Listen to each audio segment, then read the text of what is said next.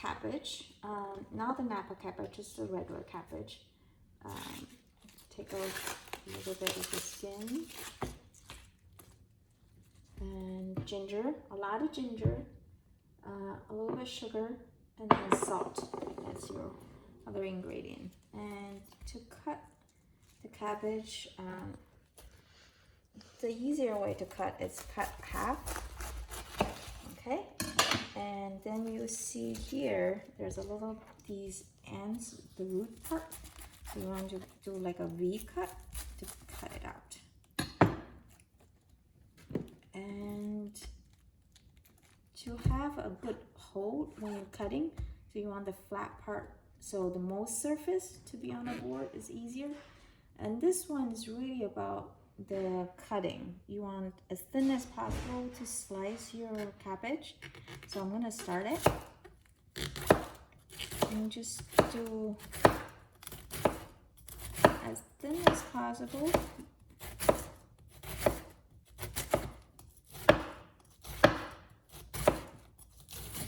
And you want to cut all the, so when you get to the end, it's a little hard to coat, so you may want to turn it, so always have a more stable end, and then cut it again. And I'll show you how thin this is. It's kind of like angel hair thin. That's what you want. Okay, we're gonna need ginger next. So I have half of cabbage here, and a handful like this much, about as big as my hand, will be fine. You want for ginger, a lot of people like to cut it thin, but because my kids doesn't like the taste of it in dishes, so I'm actually cutting it really much bigger. You can cut it small if you want, but I do it big because I can pick it out the end, so nobody have a big bite of ginger and complain to me. So let's cook the dish. Alright, I'm going to use a cast iron today. You can use non-stick cast iron, a little bit oil. Another key thing, it's actually sugar again, just a little bit, not too much. You want to let the oil to heat up. My method to try if the oil to heat up, I actually stick the chopstick in there. If it's bubbles around the chopstick, means it's hot enough. So this obviously not quite there. Okay.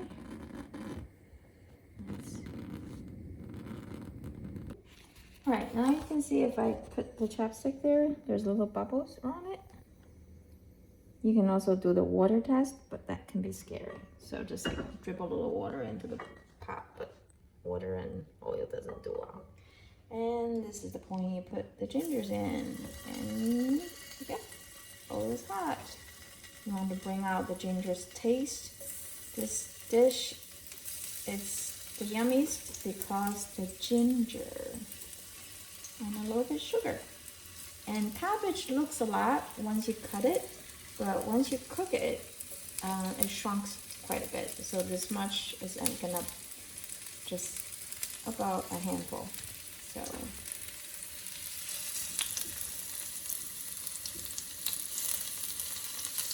okay, you want to do a couple of the sides.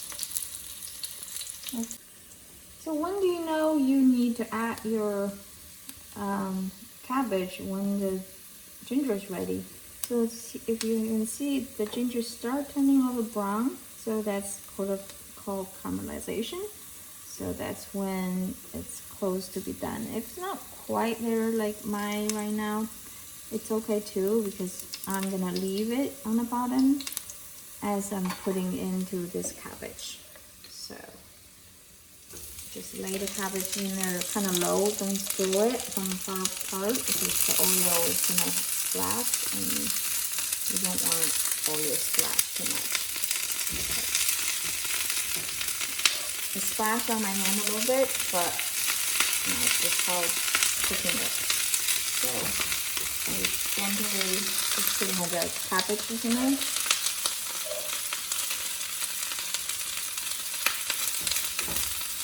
And don't turn it yet because you want the bottom of it caramelized a little bit. Couple minutes. It starts browning, that's what you want.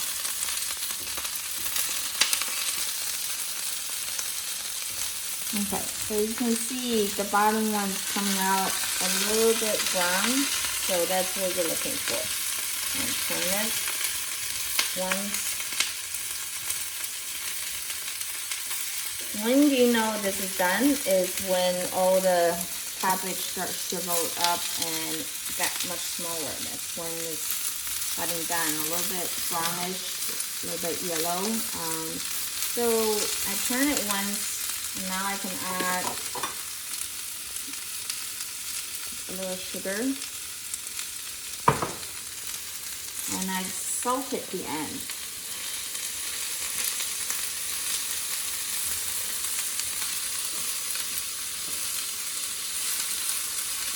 Okay, so let the cook walk to do its own thing.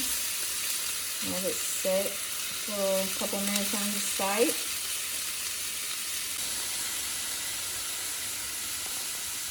Alright, we have cooked this for about 5 minutes. And you can see some of the parts are a little brownish and some are caramelized like this one. And you want to salt it now. Okay, that's it. And a couple more times, ready to serve. When I serve on the plate, I take out all the ginger, so nobody has a surprise bite of ginger.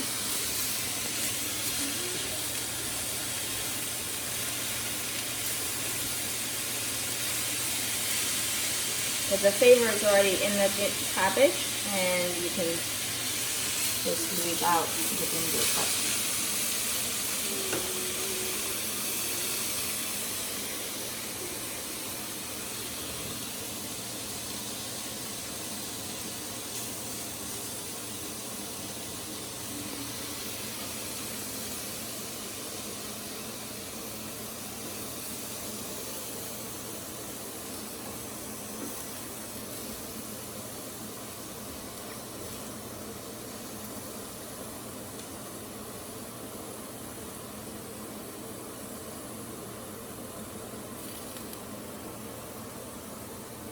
This is ginger cabbage, and go good with rice, or actually fish taco is good with this too.